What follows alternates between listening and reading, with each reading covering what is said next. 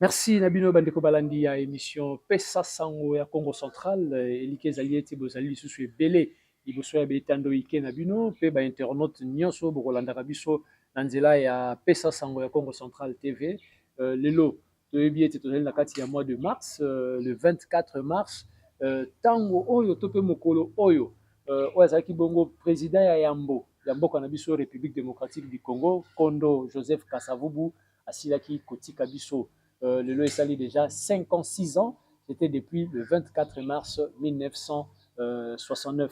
Pour Lucas président Kasavubu, histoire naye, vie politique naye, et nasima naye. Nini penza oyo esi et salami est à la côté ya libota naye, est à la côté ya mboka na biso République démocratique du Congo, pe na o ezali ko sala malelo na province naye Congo central. Président Kasavubu. Est-ce que bazali ko pesa ye valeur na ye président Kasavubu est-ce que bazali ko tia ye penza na isika na ye oyo esengeli akwa kozala alors pona yango toyambi moko na bapanzi sango kombo na ye Junior Tuti mingi bayebi ye azali journaliste et en même temps pour l'instant azali pe moko ya ba communicateur ou chargé à communication ya fondation Kasavubu mwana mboka Junior Tuti mbote na yo mbote ndeko mopanzi sango tosepeli koyamba yo parce que ozali mopanzi sango histoire ya Kasavubu étant journaliste de formation et de carrière ozanga koyeba yango te et surtout que ozali pe chargé à communication na fondation Kasavubu lelo soki mwana tuni yo papa pesa ngai mwa moke histoire ya président Kasavubu okoloba na nini merci ndeko pona motuna na yo na pesi pe mbote na bato nyonso baolanda biso président Joseph Kasavubu azali nani président Joseph Kasavubu azali motoyo ayaki kolakisa nzela na bayi politique ya Congo abotami na 1917 na village oyo babengi Dizi ezali na territoire ya Tchela na secteur ya Bulanaku esika wapi ndenge tozoloba boye radio ezali kuna eza koloba radio communautaire ya Dizi na cadre ya fondation Joseph Kasavubu ye atangi kelasi ya atangi pa ya basango président Joseph Kasavubu azalaki na famille normale lokola mutu nyonso mais déjà tant azali kotanga azalaki mayele et puis azalaki na esprit ya ko revendiquer oyo ezali justice oyo ezali bosolo tant azali kotanga abandaki kolinga justice te na milieu même ya kelasi abundelaka azakolinga injustice te bato bazalaki komona azalaki mwa timide soki avandi na ye mwa kimia mais azalaki koloba mais koloba na ye na ton moko ya se mais azo ko revendiquer azo ko réclamer oyo ezali badroit soit ya ye soit ya baninga na ye et bapesaka ye même punition ntango azali kotanga na ba responsable ya école balingaki bamaquiller yango ke azosala azo ko drainer baninga na ye na révolte alors que ezalaki souci ya koluka justice esika wapi baza kotanga na baninga na ye donc azalaki déjà na kokola na ye moto azalaki na leadership moko boye azalaki na autorité moko boye dans la tranquillité et ntango akei Kinshasa na kati ya lisanga ya Bako association de Bakongo oyo ezalaki lisanga bayi politique mingi ezalaki Bakongo ebaki na kati alors ya bazalaki ebele bamdeko nzalando ndenge otangi bango bazalaki ebele mais yende azalaki leader yende azalaki mwa liboso e bato bakomaki kolanda ye koyoka ye nde ntango boyokaka babetaka masolo ya 1959 Mbota Joseph Kasavubu déjà en étant leader en étant responsable ya Bako abandaki ko viser indépendance ya mboka na biso parce que na tango wana tozalaki na colonisation et toyeba que esprit wana oyo ya koluka indépendance ebandi pa ya Mbota Joseph Kasavubu na 1959 te na otobetela lisolo ya kelasi déjà na kelasi azalaki déjà leader oyo azoluka ko revendiquer ba droit na kelasi azana mwana classe lelo bato bakomi kozwa courage ya kobeta masolo wana sikoyo na classe azo revendiquer déjà ba droit na ye, ba droit ya ba ninga na ye. C'est tout à fait normal. Lokola Nzambe atiaki eloko wana kati na ye na 1959 et ye makasi nde lisolo babetaka le 4 janvier. Donc Mbuta Joseph Kasavubu azali oyo na uti kobenga pionnier, artisan ya indépendance ya République démocratique du Congo na oyo etali branche ya ba politicien nyonso ya République démocratique du Congo. Nde yango tolo bakememaki ye pe po ete bakwa kopona ya za la président ya mbo après indépendance. Oui, pendant comme président de la République, ils ont makambi balé. À mon avis, à mon humble avis, il faut zelo ko nzamba bongisi la kiyo. Après autosi eloko wana na nzela ya misala oyo sali. Okoki kokoma jamais président de la République, olamuki kaka boye bake bazuyo na ndako na yo, osala ke eloko te, oyebani te babi comme président de la République. Donc il faut zana mo parcours moko boye. Or Mundele belge abanaki déjà kolandela parcours ya Mbuta Joseph Kasavubu depuis na classe. Donc si azaki na école étant jeune, Mundele déjà landela kaye na bati makambo azali ko sala comportement na ye Mundele atiaki ye ka. Et tant que moni ke a continuer makambo na tina Kinshasa, balobi no muto aza vrai leader. Pona ko calmer bato, il faut kaka to solana la moto pour yim tazo ko porter espoir ya ba Congolais. Ya ngona bomoni batiaki ye azala wana quel que soit aux élections, au nini na boye, ba monaki ke un leader, oya ko maîtriser population, oya ko sololana Mundele. Les Mbuta Joseph Kasavubu, raison pour laquelle ayaki kozala président ya Yambo Kanabiso parce que d'abord Nzambe aponaki ye pe na mokili Mundele wa simba ki mboka na biso na maboko ayaki omona ke non c'est lui ce monsieur qui incarne l'espoir ya ba Congolais. Tout comme il est 30 juin 1960, Joseph Kasavubu proclamé président de la République à Zungwende Afandi. 5 ans wana poto comme en 1965 ndenge nini atambusaki mboka. Oui, bien ba historiens, c'est-à-dire ceux qui ont vécu cette époque, ba betela biso ba histoire, les images témoignent et les archives. Par le but que il avait d'abord la première difficulté. Sa première difficulté, c'est que Namboka Nabiso Totikala Gouvernement, le président de la République, hein, voilà. Donc il était le premier. Avant la présidente de la République, était Oyarouya Kopesaye, exemple. Salaki Boye. Donc il était le tout premier président. Je dirais même qu'il était la toute première expérience présidentielle de la République démocratique du Congo. Donc expérience il y a Bosso, il y a Mboka na biso pona o Italie Ngwende ya président de la République, c'est Mbuta Joseph Kasavubu. Tala suko charge wana salaki na. Mais il avait déjà une petite expérience en tant que autorité politico-administrative parce qu'Azalaki premier bourgmestre ya Mboka na biso. Bourgmestre ya commune Leloto Bengi commune ya Kasavubu. Oh na Kalato Bengi Dendal. Natanga ba place ngo Dendal. Ba ko baptiser ngo commune de Kasavubu parce que premier président na biso commune Joseph Kasavubu ndazaki premier bourgmestre. En étant bourgmestre, azaki un exemple fort ndaka ya Mindele parce que ba bourgmestre azaki na bango azaki ba autorité coloniale. Diriger. Alors, il n'avait pas l'expérience en tant que noir, comme ma premier bourgmestre. Maintenant, Abundi en tant que bourgmestre, Asali Moussala Naï, est-ce qu'il y a des dégâts? Est-ce qu'il y a des dégâts en étant bourgmestre? Jamais. A commis président de la République. 5 ans où Alexandre Ndengenini. Je veux dire une chose ici. D'abord, il a été un artisan de la paix. Oui, sans la paix, bon, on n'a jamais mboka. Et Mbuta Joseph Kasavubu abandaki ko sala ba concession. C'est-à-dire azaki mukondimo besoka vandi, aotala ke wana kuna zotia poche ya sécurité, wana kuna tia poche. Mais nana besoin mboka weto to uti na colonisation. Et ba insécurité mususu à mon avis selon mes recherches, ezaki causé na Mindele parce que Mindele belé bazalaki voilà. Tant que nous avons besoin d'arracher l'indépendance, maintenant nous devons faire échec dans le gouvernement na bango. Donc il était au milieu. Koto yazana ba Mindele comme ba partenaire, Koto yazana peuple oyo baza ba kondinaye parce que yazaki serviteur ya peuple.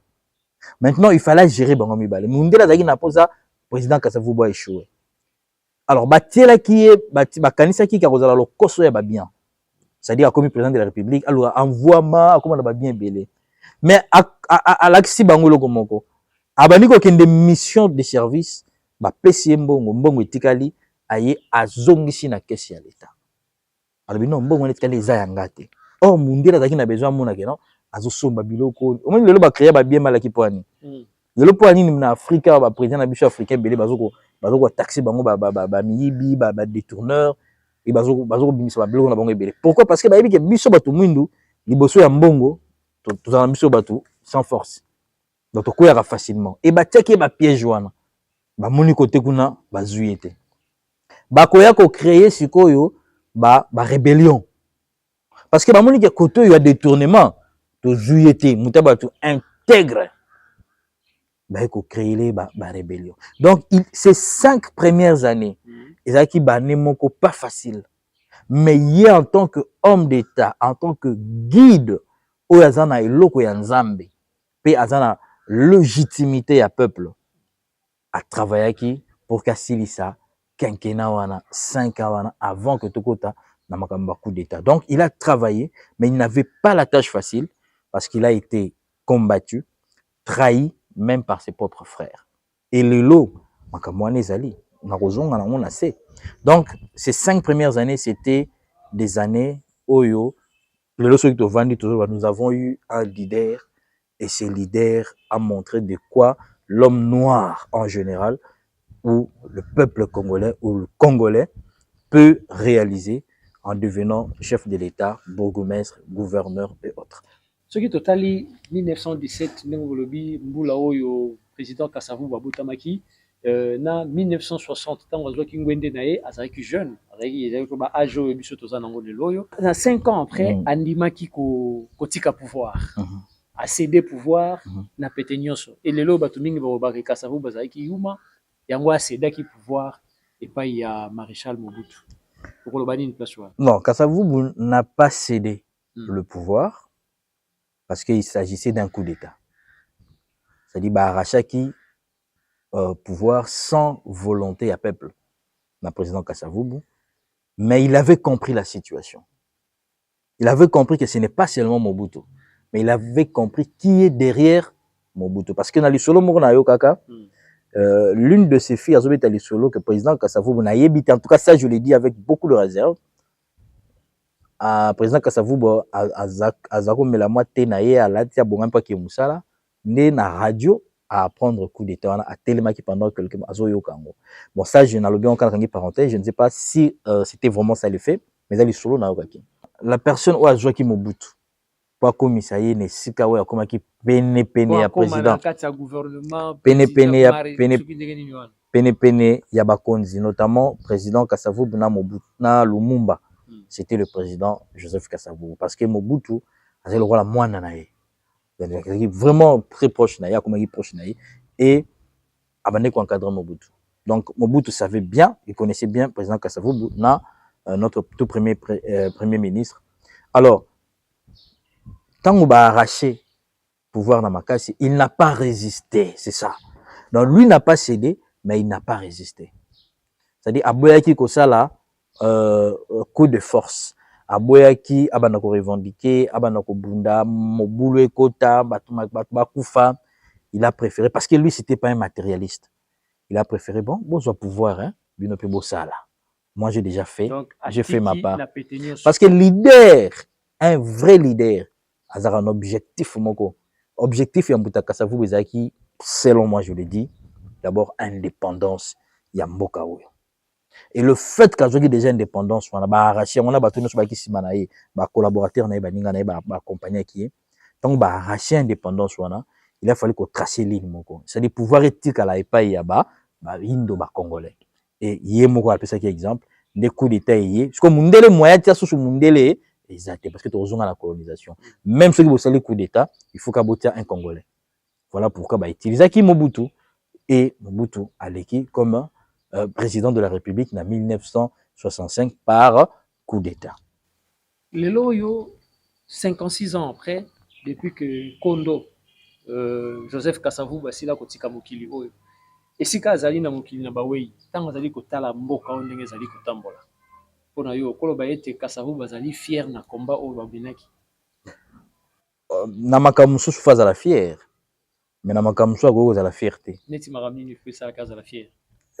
Azomona lelo bacongolais baza koréfléchir mpona développement ya mboka, bacongolais baza koassume baposte oyo ezalaki ya mindele, mais lelo oyo bacongolais lelo baza koassume yango, mpe mondele po aya epa moto na Congo awa makambo mosusu aza kosenga nano ya kosenga, akoki koagir ndenge bandeki koagir avant 1960 te, wana ezalaki komba na bango, certainement azalaka toujours fier parce que eza bitumba abundaki.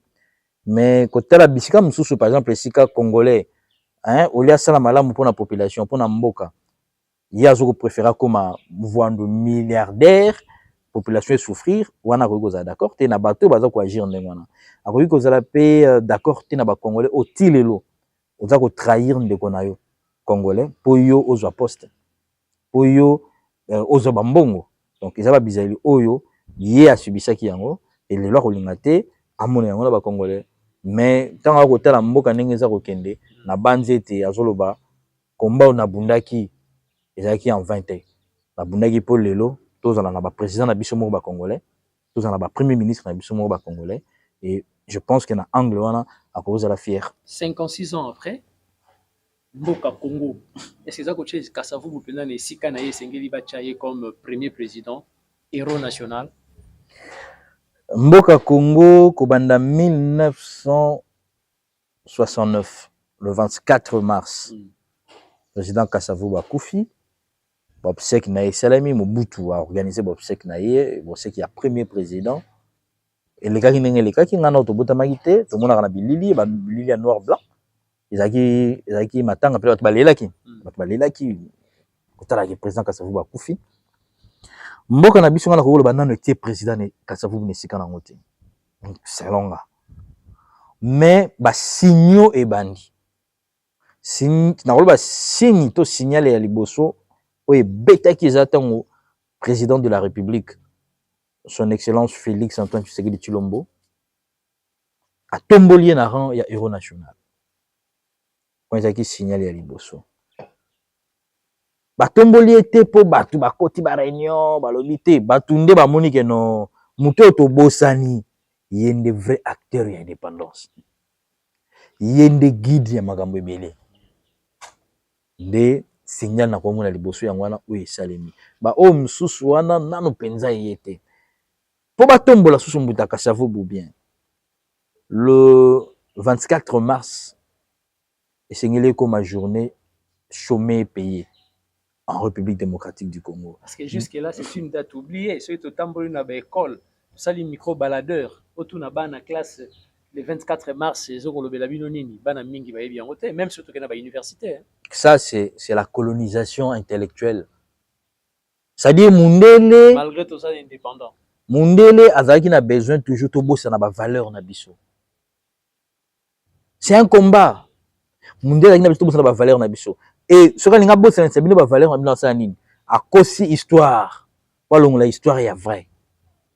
Le lobo ko kumisa mutu mususu, nzokande yo mutu sala ki fort wana poto zo eloko wana.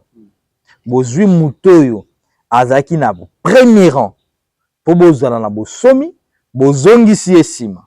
Et na tango wana na monde ya milimo. Parce que Nzambe aza molimo, Nzambe agisaka d'abord sur le plan spirituel, après le physique et le matériel et l'andi. Na monde ya milimo bozongi pesima. Bénédiction oyo esengelaki bozala nango. Bénédiction na bokozwa ngo mais zongi simati boko se racheter.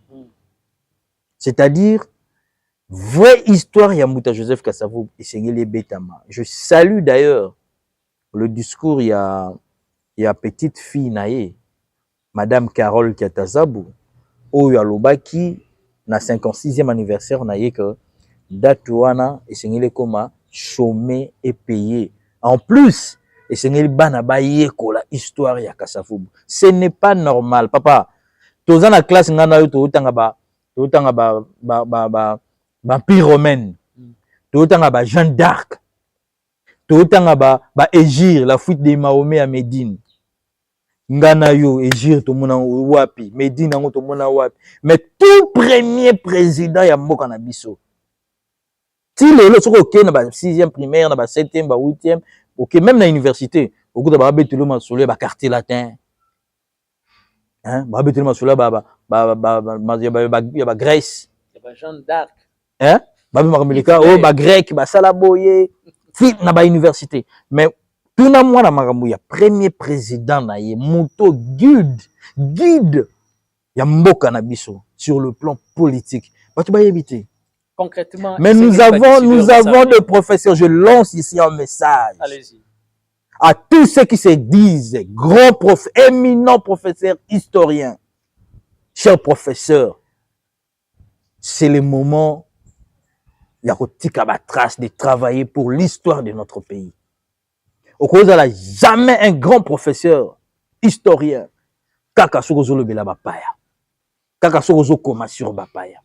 Mais sur ta propre histoire, beaucoup marayangote, peu de historiens congolais, mais ils le disent avec beaucoup de gants.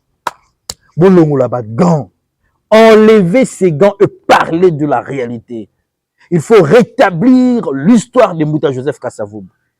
C'est l'héros national, c'est celui qui a été au premier rang et c'est celui qui a fait la diplomatie congolaise pour que tout soit indépendance. Kobana la table ronde, Tito Komana, proclamation d'indépendance, il a joué un grand rôle. Alors, historien Nyoso, écrivez, et ministère y a EPST, na ministère y a ESU, beau travailler pour que histoire y a bakondina biso et kota na bakuro bana na biso ngi na biso moko, tous à la fière na mboka na biso. On ne peut plus continuer à étudier, à apprendre l'histoire des autres et effacer totalement la nôtre. Ça, c'est un sacrilège. Et ce Congo n'ira jamais de l'avant, d'autant plus que tous ont abandonné propre identité nabiso, tout la ta identité yabapaya.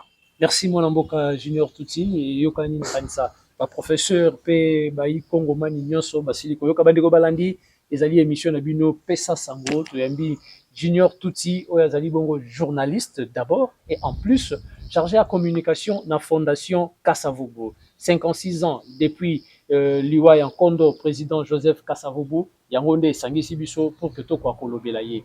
Mon amboka Junior Tuti, oti kolobelaye kambutali 56e anniversaire. Activités Zalaki na Singini, organisées par le gouvernement provincial. Tout le monde qui ministre, il y a énergie à Kendaki Kuna pour lancer l'électrification, il y a Mboka Singini et activité Moussou Salamaki na Kinshasa.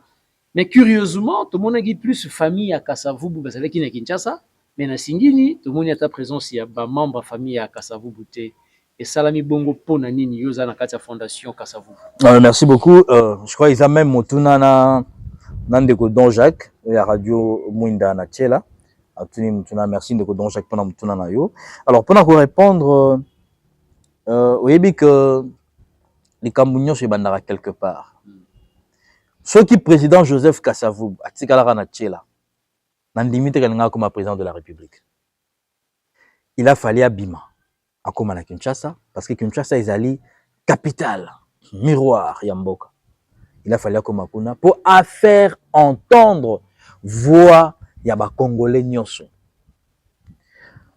Activité où esalemaki na Kinshasa. D'abord on a salué présence, il y a première ministre en Abisso, son excellence Judith Soumino Tuluka.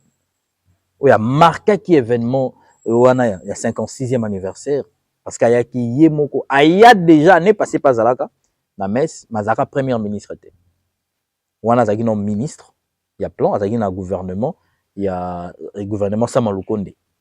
Maintenant, il y a en tant que premier ministre. Et dans l'année du discours, il y a bourgmestre Kassavoubou. Alors, bien à moins que mémoire n'a pas ça y est, c'est le tout premier ministre Oyaye qu'on honoré Mbouta Joseph Kassavoubou. T'as non malédiction. Donc, non, c'est pas possible. Le premier ministre Bakendaraté. Non, la ligne du discours n'a à moins que mémoire est trompée. Mais le premier ministre.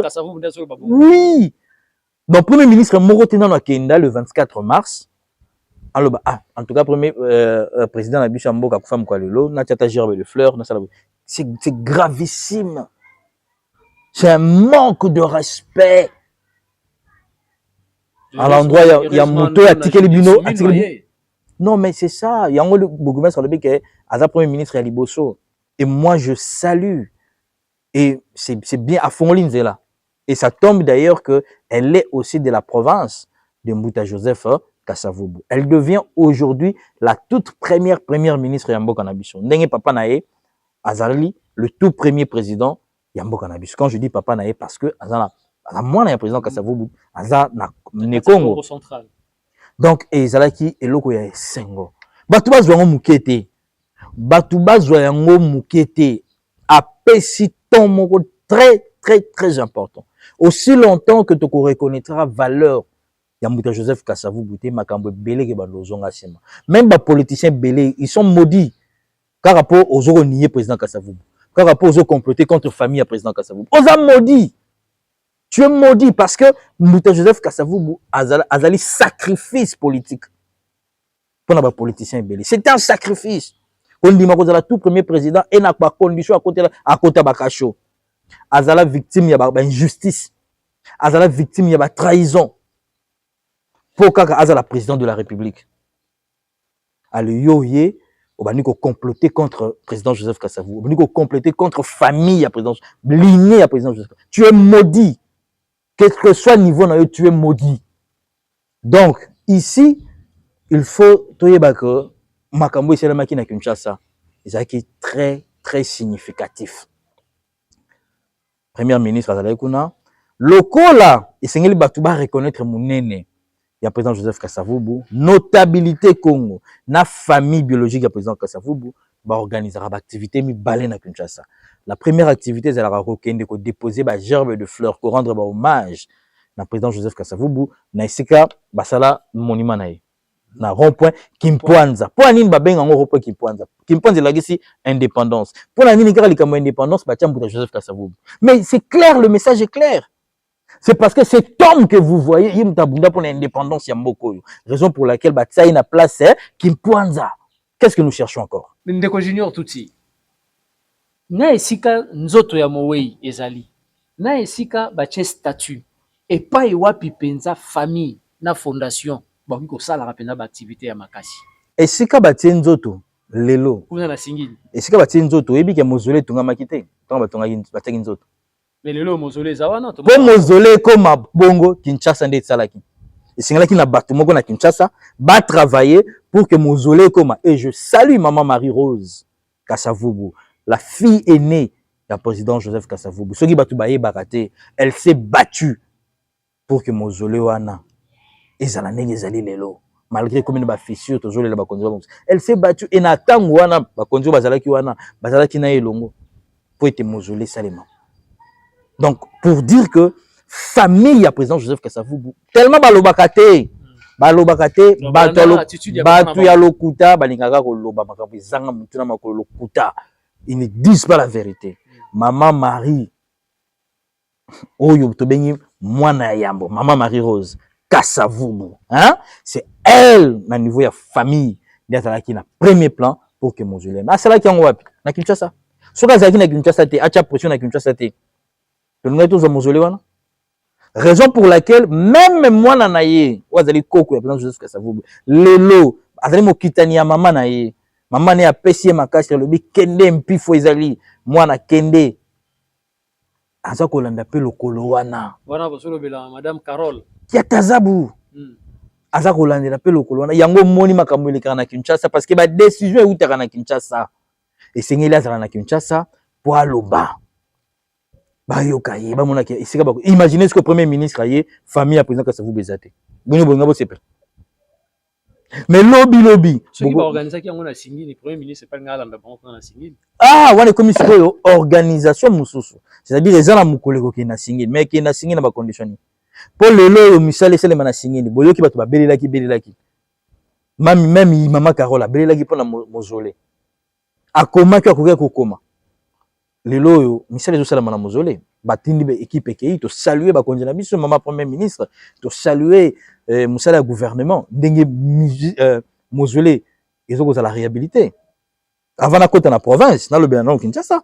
Donc esengelaki que Mama Carole azala na Kinshasa pour yamba premier ministre cérémonie on est solennelle nde mikolo koyaka bakobongisaka sikoyo bon en tout cas il faut tokende kuna ozomona mais soki bolingi tokende mbala moko na singini botiki Kinshasa mais bokozonga na Kinshasa il faut bobanda na Kinshasa bozwa bakonzi baza na Kinshasa bokende na bango kuna na singini c'est le travail oyo Mama Carole aza kosala mais dans la tranquillité.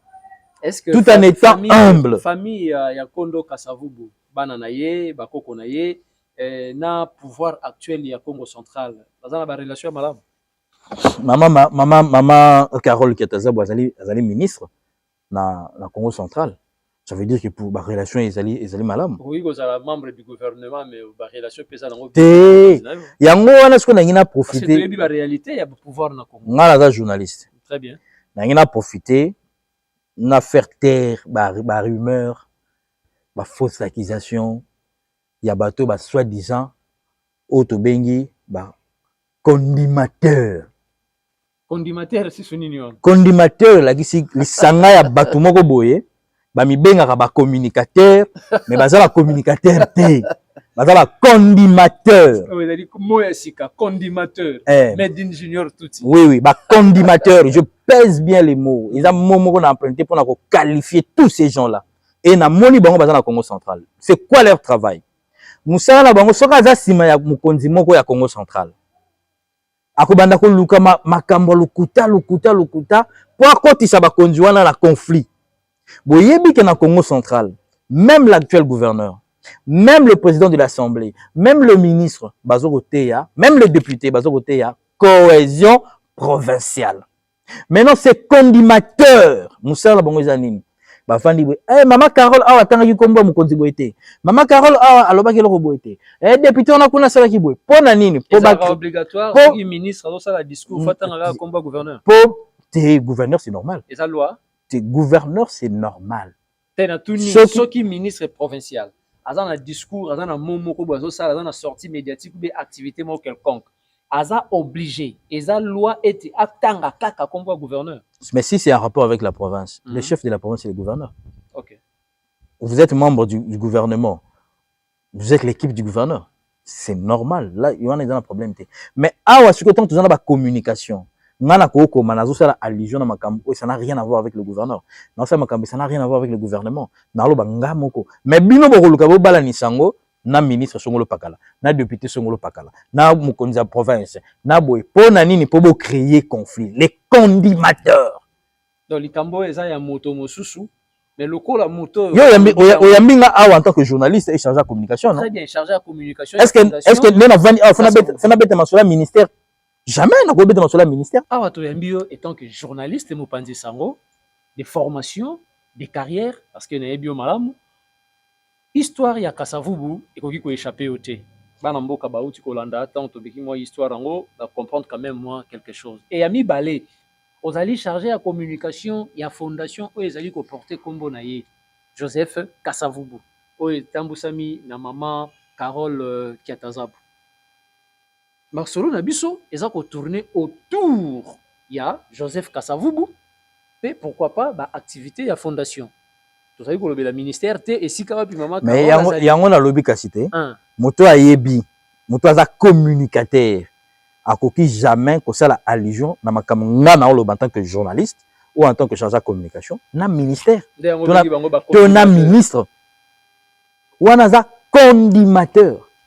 Ça dit tant que muta komi ko zwa par exemple yo za mupandi sango so ke nanda kuna komi papati so ko zolo makam na ko ta famille na yo il faut na bala ni sango ta que journaliste na batem azolo makam na ye journaliste agolo makam par exemple bina mwana yo zongo kuna ko beta o hein allez nga sko fona bandolo bate ye comment ça journaliste aza DP na familia alo bana mwana na ye il faut na est-ce que ça a sens tika na cadre familial alors batuana ou la bingi ba condimateur et sengeli ponanga bakonzi ya Congo central basala très attention na bateau oyo bayaka na basongi songi. Ce ne sont pas des communicateurs pour bayebi na bango communication te baza bakondi bayebi kaka ki songi songi. Omoni so to olia to ba nini na olia luganga condiment hein pona lela par exemple condiment olia lo fufuna pondu On a besoin moi condiment ce sont ces gens-là. Ba condimateur bango wana baliaka bango na bafufu bapla bayaka wana po bapesa mo neti lengi moko boye neti mo makambo nzoka nde baza makasi na ko créer ba conflit ba député ba ministre ba gouverneur au monde ba kota ba conflit na bato misusu eza na bango directement boyete mais ce sont ces condimateurs ba créer ka makambo eux ils font ça pour manger moi j'ai pas besoin moi pour na liam na zwambongo il faut na kendo ko solo makambo pas muto songolo pakala. Après, on a des communicateurs. Non, ce sont des condimateurs. Bateau union sur moi comment les réseaux sociaux. Au lieu de ça la musala, oh mon condition a besoin, mais bango musala na bango ils ont créé des problèmes. Ce sont des condimateurs. Alors, boké bana ba condimateurs parce qu'ils sont là pour diviser. Akoya kotoyo alobi makambo aye kotoyo alobi makambo alebino ba autorité bokomi na ba conflit inutile et ba conflit en province est avancé ba conflit en souke ko saka ba konzi na bango ils sont à la base et ya continuer ko uta na ba konzi mususu boya aye pe sous simana ye to oui toko ko ya tiki yoti akeye pa mukonzi mususu ce sont ces condimateurs là na kotanga ba konzi bele balenga na Congo central ba ministre ba député ba gouverneur. Oh le ba beta référence que muto intel mtela nga masolo ke intel azaka contre nga muto intel mtela nga masolo ke intel azaka et sans vérifier yo pochango na motema mais je vous dis que baka eza légion baka eza ebele ya bakonzi que ça soit ba député que ça soit ba ministre moi je ne peux pas me permettre qu'il pas ministre na likamona yebite na monter ka histoire mobo to pour na sentiment bobo sans vérifier vous comprenez donc ce sont ces condimateurs là pour la cohésion provincial na kosenga na bakonzi nyonso ya Congo central aux ala député na assemblée aux ala membre gouvernement ils ala tata excellence gouverneur ils ala nani bango to sala basala keba na bato bako mema makambo parce que province oyo tous on a besoin ya cohésion tata gouverneur son excellence Grâce Bilolo aye wana te pona esengoka ya la gouverneur hein? Mais aye wana po lobi soka zate to kanisa keto beloko mtasala ngo tata gouverneur Grâce Bilolo tata gouverneur Grâce Bilolo biso ça le coup mais ça fierté pour na biso surtout que c'est un jeune mais ce qui bon ni ko yana masengenia makambo lokuta comme pour ba ministre ba député pour na ba boye ce n'est pas bien parce que bozo ngate mukonzi avancé mukonzi azana besoin ya kimia azana besoin à travailler donc les condimateurs doivent faire très attention okoye babango ba réaction koyoka au moins tant to kolekisa ba communicateur ba vendre kimia. Mais les condimateurs, parce qu'ils vont réagir. Et moi, je suis prêt à dénoncer les condimateurs. Tout celui qui va se retrouver condimateur, pour la raison que sa province aussi, ma province, c'est un peu ça vous a retiré la sauce maté. Tu retires la sauce maté, tu retires les mélaillés. Parce que les abisés, au photo, mon Congo, ça n'a pas été. Ils ont pas Congo, Bouti Nango, Wapi, condimateur. Alors, je reviens maintenant à ma commission à Singini. Allez-y. Électrification, j'ai même écrit ça en tant que journaliste. J'ai même fait même ça là pour tout ça. Na le 56e anniversaire. Parce que tout le monde qui ministre na biso ministre excellence Thomas qui a quoi autobenga communément affectueusement les ministres na biso excellence Thomas. Moi, je salue l'initiative, mais je regrettais. Et là, les communicateurs devraient communiquer sur ça bien avant. Parce que c'est un grand événement. Dimension de la communication, événement, on n'a pas communiqué suffisamment sur ça. Là, en amont ou en aval? En amont, papa, il y a l'avant-papier. On est journaliste. Très bien. Quand il y a un événement, il faut faire un avant-papier. C'est quoi l'avant-papier? C'est quoi l'avant-papier? Moi, je regrette que Nazana Kinshasa, événement à 56e anniversaire, Eleki, n'est pas quoi apprendre. Parce que moi, bien avant, je crois 3 ou 4 jours avant, Batunati la Babenga déjà. Parce que non, évêque Ansel Samès. Ça, je savais. Évêque Ansel Samès. Et la fondation s'est arrangée pour que ma membre de la fondation base à la Gona. Parce qu'on le savait. Mais je n'étais même pas informé que une initiative louable, précieuse et qui tombe à mon compte de la province. Pour l'embouteillage Joseph Kassavou, pour la population environnante. Mais ce qui n'a pas été bon avant, papa, je n'allais même pas attendre. Pas même en tant que ce qui n'a au communicateur à fondation, mais en tant que Congolais, Congo. Papa, j'allais déjà en faire du bruit. Parle de ça. Je regrette la prochaine fois qu'il y a une initiative, il y a Bongo Ezali. Pas seulement pour l'embouteillage Joseph Kassavou, même pour la province. Il faut des communicateurs, au bazar la charge, hein, pas communiquer bien avant. N'a évité pourquoi ils n'ont pas communiqué suffisamment à mon humble avis, mais il fallait pas communiquer parce que c'est un événement de taille. Le 56e anniversaire, n'a évité de la culture sénégalaise et les kaki, parce qu'il y a un côté comme un mestre, mais dans le bel comme il y a la présence il y a premier ministre. Il y a premier ministre. Et ils ont des poids gerbe de fleurs dans le monument. Et ils ont la messe dans la cathédrale Notre-Dame du Congo. Alors, il y aura ce que na bimisiao. Gouverneur de province, son excellence Grace Bilolo. 56e anniversaire. C'est le premier anniversaire où il y a un gouverneur. Donc, depuis Mbouta Joseph Kassabou, 55 ans, il est qui? Azalaka gouverneur, mais Azalaka vice-gouverneur pendant 2 ans, je crois. Vice-gouverneur. Attaqué gouverneur. Mais c'est le 56e anniversaire, on a écouté comme gouverneur de province. Vous comprenez? Mon très cher frère, qu'est-ce qu'il va faire pour Mbouta Joseph Kassavoubou? Mbouta Joseph Kassavoubou pendant 55 ans. Allah la kana molili. Mausolée wana ezala kana molili. Il y a le noir, il y a le ténèbre. Maintenant, il y a aïe kokoti sa polé. Aïe kolali sa président Joseph Kassavou na mwinda.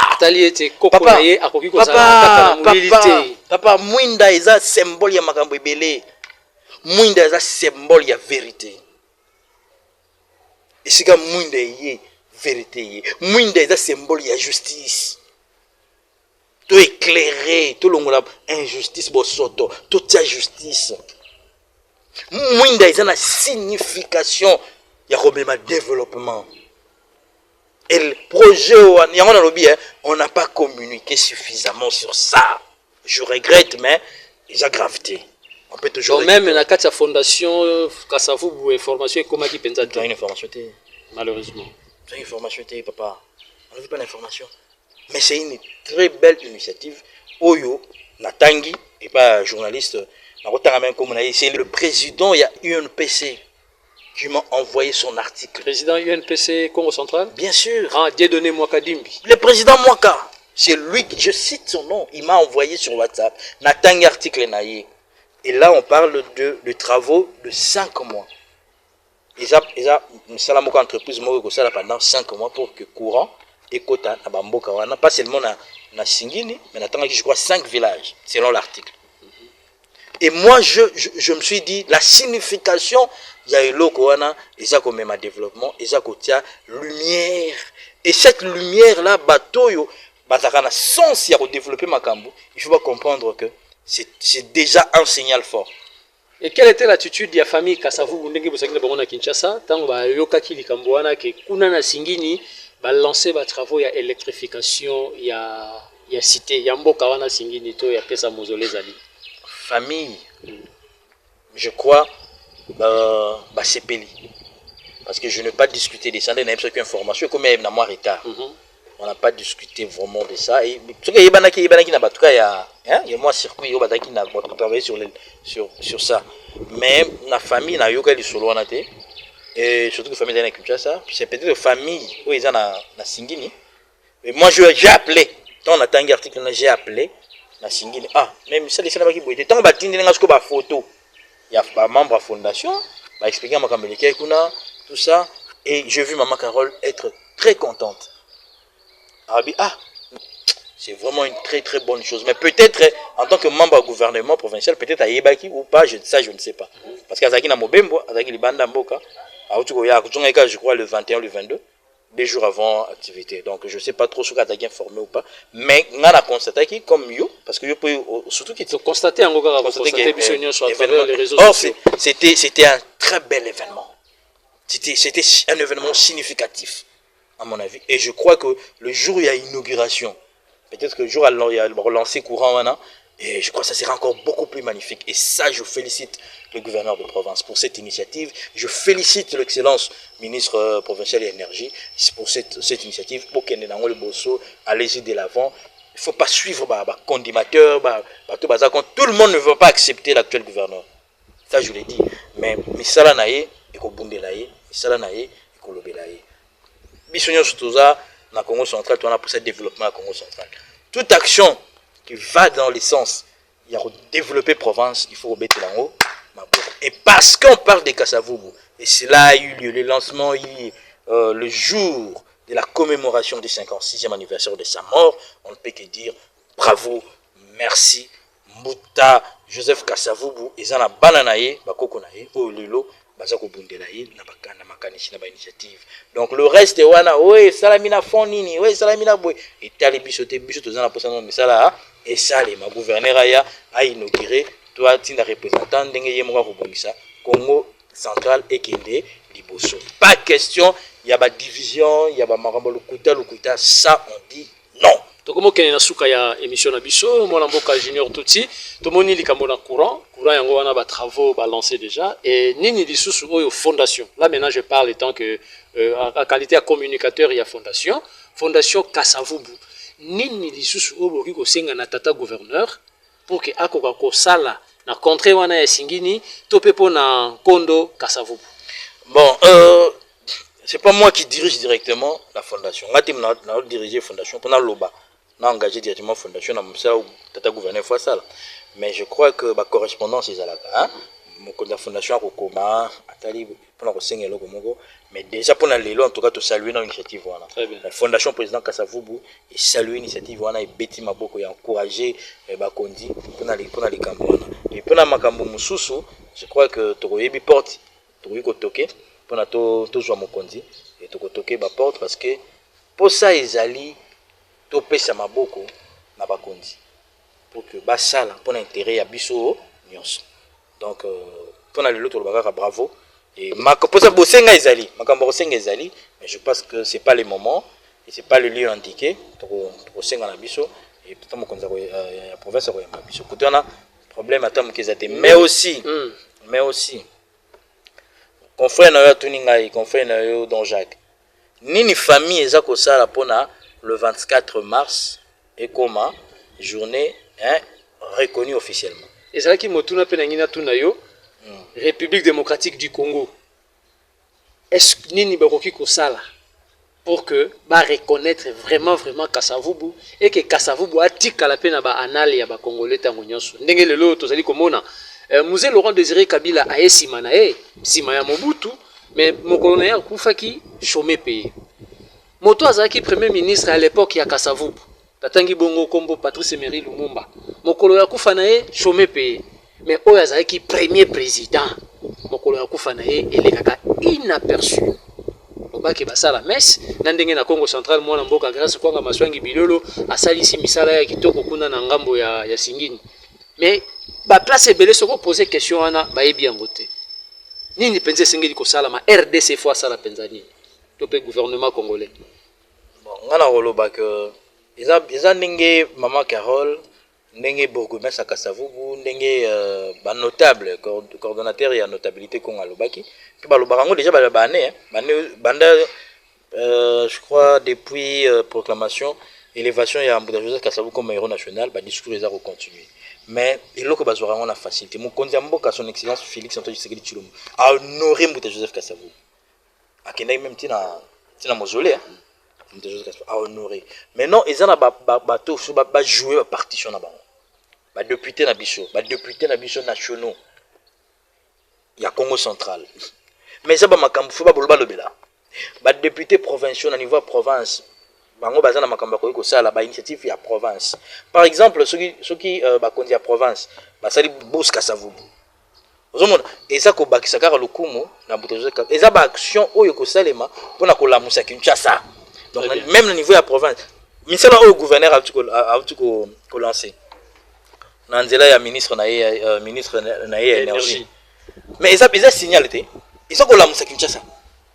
ozomona eza kolamusa Kinshasa badiscours oyo eza kosalema baorganisation oyo eza kosalema chaque fois na Kinshasa eza mpona kolamusa nation eza so likambo ya kobomba te bakoki kopesa kaka banekongo te to bacommunauté nekongo bakongo central espace pour honorer Mbouta Joseph Kasavubu. Il a été président pour toute la République.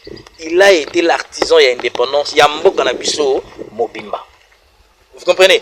Donc il faut un hommage et comme à un niveau national. Mais non, député Nabiso, même député Moko Yamaniema a eu une initiative parce que le président Joseph Kasavubu a travaillé pour Mboka Mobimba. Même député Moko Yabandundu, même député Moko Yakasai, même députés nationaux Nyonso. Pour qu'il y ait une initiative pour pousser l'Assemblée nationale, pour pousser par sénateur, pour qu'il y ait une initiative pour pousser le Sénat, l'Assemblée, donc le Parlement, et il y a une initiative pour qu'il tombe la montre. Et si le président fait ça qui tombe, le président a c'est déjà volonté na yemo tema malamu na ye. Ozomona pona kombo ya Mbouta Kasavubu. Alors ne Congo na ko senga na bena Congo boy. Ba Congo nyonso, il faut qu'on évite trahison. Parce que Moutou Moussous a l'ingé ça la likambo pour la Mbouta Joseph Kasavubu Moussous se doit freiner. Mais entre bango na bango ba Congo. Moussous mais bino non makambo wana sili yemo Mbouta Joseph Kasavubu a subi ça ki yango. Ba Congolais tous à la cap biso na biso ko créer ba problème. To valoriser nan oya biso. Famille ezoko bunda pour que le 24 mars et comme journée chômée et pays. Ezaka likambo ya famille te. Mbouta Joseph Kasavubu azaka rapona famille biologique na été. Aza ya famille biologique na ye. Auti kuna mais aza pona biso nyonso ba Congolais. Patrimoine national. Aza patrimoine national. Bisika mususu naza na vidéo mona mona sur internet. Je crois un malien, si je ne me trompe pas. Azo un malien papa. Azo kumisa Mbouta Joseph Kasavubu mais vous les Congolais vous êtes comment? Moutoyo a bondi pour l'indépendance. C'est Mbouta Kasavubu, c'est Joseph Kasavubu. Et bien imaginez, bien dans le but baroza batalango déjà. Et ça na africain pas congolais mais africain. Donc tant que soit dans la nationalité mboka msusu. Azo betelo cela Kasavubu. Mais vous avez connu, vous avez eu un homme extraordinaire. Vous voyez? Donc eza koluka kozongi sa bénédiction na mboka na biso, soki to zui tata wana to tomboli. Et moi je vais dire, je vais terminer par là. Que bandeko oyo bozo comploter contre descendance ya Mbouta Kasavubu boza maudit. Atoza nani, tu es maudit. Merci Mwanamboka Junior Tuti, nerasi tokomi na biso na suka ya émission bandeko balandi ezalaki wa bino émission Pesa Sango lelo tolobeli bongo kondo président Joseph Kasavubu wazaki bongo président wa Yamboka na biso République démocratique du Congo.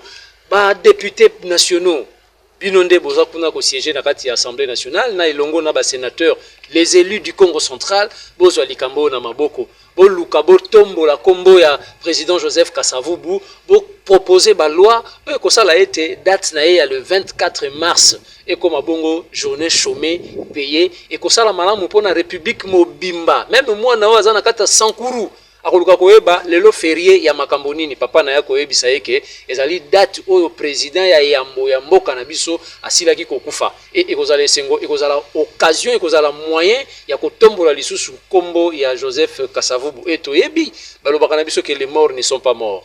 Esprit ya Kasavubu ezali toujours corrodé tout autour na biso et j'espère que c'est cet esprit qui est en train de rôder na kati ya mwana mboka grâce Kwanga Maswangi Bilolo Ouazali Bongo l'actuel gouverneur. Électrification ya cité ya Singini déjà ezali déjà tobetelié maboko parce que initiative wana c'est 56 ans après. Combien de gouverneurs baleki bazwa likanisi wana te ye aye asali eloko wana ezali esengomi Junior tout ça tu ko yebisa biso Kasavubu ba ki moto a kimia asali ko sa ba revendication na ye na kimia.